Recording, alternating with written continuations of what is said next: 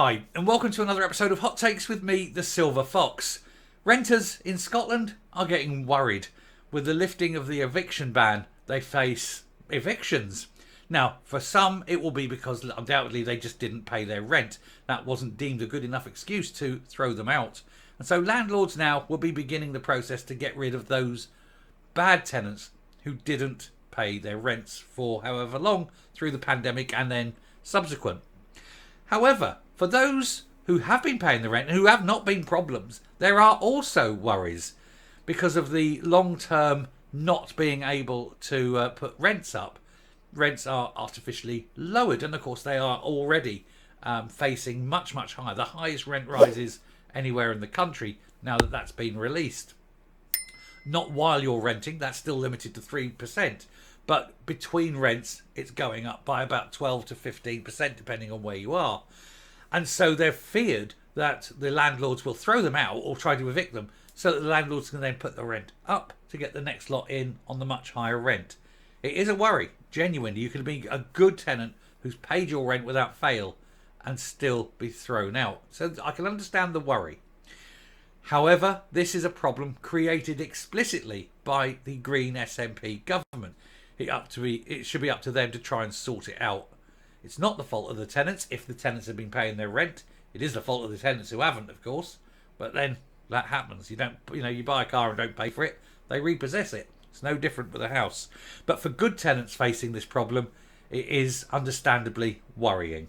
Let's take a quick look to see what the problem is, why it exists, and see if there are any remedies. Hard to say. Here goes. So most Scots tenants fear losing their home after eviction ban has been lifted. The Living Rent survey showed 62% of private sector tenants questioned said they worry for their homes. Now, I do believe that anyone who has throughout this period maintained their house, maintained their rent payments, hasn't defaulted, hasn't been a problem for them or anything, they deserve to be assisted. They deserve help. And I understand also how landlords do absolutely need to raise the rent. So I do think perhaps the short term there should be a slightly higher limit on rent increases. Not tremendously bad, but do it over several years and have a slight increase over several years so that there's no major impact. There's none of this sort of 12-15% lump up it goes or else. That's for the good tenants. Now, obviously, the bad tenants who haven't been paying the rent, I'm just thinking they can get away with it for as long as they could. No, they deserve it, of course. But, you help the good ones. But almost 2/3 of tenants in privately rented properties fear they will lose their home. Now an eviction ban has been lifted. And, of course, the other thing is, if they do lose their home, they're going to find it very hard to find another one because so many landlords have got out of the game. Properties are, becoming rare. In a poll carried out by the Tenants Union Living Rent between December and March, 62% of 903 tenants questioned said they worry for their homes. In response to the cost of living crisis, the Scottish Government instituted a rent freeze and an eviction ban in 2022, but they ended at the end of March. Now, the first one of those went in during COVID, and then they sort of basically extended it. And people took full advantage because some people just immediately stopped paying their rent, knowing that whatever happened, they weren't going to get thrown out. And so they could keep all that extra money for themselves. Very nice, thank you. But of course, everything has a reckoning. And now, at the end of it, the evictions are back. And so if you haven't been paying your rent, then, you're going to pay for that. And now, of course, because there's so few, relatively speaking, so few rental properties available, the new rents are going to be much higher. 15% higher, minimum. The regulations were replaced by a strengthened adjudication process for rent increases, allowing rises of 6% or less with an effective cap of 12%. And that basically is the 12%, which is between tenancies, and only 3% during a tenancy, with exceptions where you can go up to 6% during tenancy, but it has to be adjudicated and allowed. But between, there's effectively a 12% cap. But that said, it's hitting 15% now, particularly in Edinburgh, and there's virtually nothing they can do. They're trying to control it. Harvie wants to destroy the rental market. This is a man, of course, who rents his own house. All that money, won't buy a house. Makes you wonder why. And so he hates private ownership of homes because he hasn't got one. And that's why he's trying to destroy the entire Scottish housing industry. It's all Harvie's fault. Ministers also published the long-awaited Housing Scotland Bill last month, part of which allows for the creation of rent control areas where prices are judged to be too high. And thus, in that move, we'll see the end of construction, of private rental ownership, all sorts of things. All the landlords just sell up. The houses will be removed from the rental sector, go into private ownership. People will live in them, and that's all very fine and pleasant. And the money that the landlords get, they'll just shove down into the stock market, well away from the greedy, grasping hands of the SNP, of course, because it isn't income tax. In the same survey, 98% of respondents said worries over rent increases and eviction had impacted their mental health. Some 85% believe a price hike will have an impact on their quality of life, with 73% saying they'll have to cut back on non-essentials. I don't pay rent. I've got a mortgage. I've had to cut back on non-essentials because the cost of living has gone through the roof. Food nearly doubled in price. Fuel gone through the roof. All sorts of things. I'm not rich. I'm fortunate, but I'm not rich. And I've had to cut back significantly. So it's not just renters, of course. It's everybody. My mortgage over the last couple of years has gone... Let me tell you.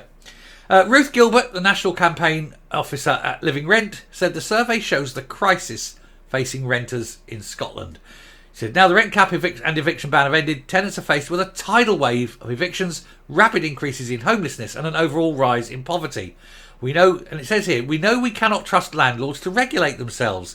Here's the thing, if you had lots of landlords and lots of rental properties, they would, because market forces would bring them down. And again, that line, we know we cannot trust landlords to regulate themselves, is exactly the sort of speech that drives landlords out of the sector. You're alienating the only people who can possibly help with the homelessness problem in Scotland. What a way to go. You run a homeless charity and you're alienating the only solution, because nobody is going to build public owned housing. It's just not going to happen. And especially when all the landlords dump these houses out between now and 2020, the end of 2027, the market falls. There's not enough money in there for the builders to build. They can't make the profit on land they already bought. This is the end. All the actual builders themselves will just give up and move south to England where they can build. All your tradesmen will move south. Nobody wants to buy these new homes with heat pumps. It's going to be a joke. It is final end. We're actually watching it in real time. The slow crumbling, like it's like a glacier breaking off and carving off into the sea. And that is the Scottish housing industry, from construction, development, rent, sales, everything. And when that goes, of course, you get all your landlords are going to suffer. Not your landlords. Sorry, wrong word. All your landlords will have gone. All your estate agents will have suffered. All the places like B&Q and Homebase and all that, they're not going to sell because people ain't got that. They're not going to be doing houses up and changing things. Bang, all that's gone. The whole of this industry will collapse, and it's all deliberate. Make no words about it. It's not unforeseen circumstances. It's deliberate policy. Harvie knows what he's doing. Anyway, tenants need a robust system of rent controls tied to the property, not the tenancy, which protects all tenants. What tenants? Landlords will just sell. There'll be no tenants left because there won't be a private tenancy left in Scotland. You're driving the market to destruction. John Blackwood, Chief Executive of the Scottish Association for Landlords, called for an end to stopgap measures from the Scottish Government, which have not been effective. He said, we need to see an end to political rhetoric, demonising private landlords, and a coordinated solution which encourages investment in social housing, council housing, the private rental sector and new owner-occupier homes. He's absolutely right. But what are you going to do? He might be right, but the SNP are led by a little imp who hates houses being owned or hates anyone putting the rents up, particularly his landlord. God, he hates that. Likes to keep his money for himself. Coming up. Of course, another problem he hasn't addressed is the fact that, say, things like insurances rise, maintenance costs rise, all sorts of things.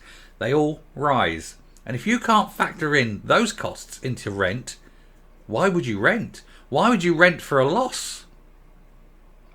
If you can earn more as a return on investment in the stock market, why would you put money into a house? Sell the house, throw it into the stock market.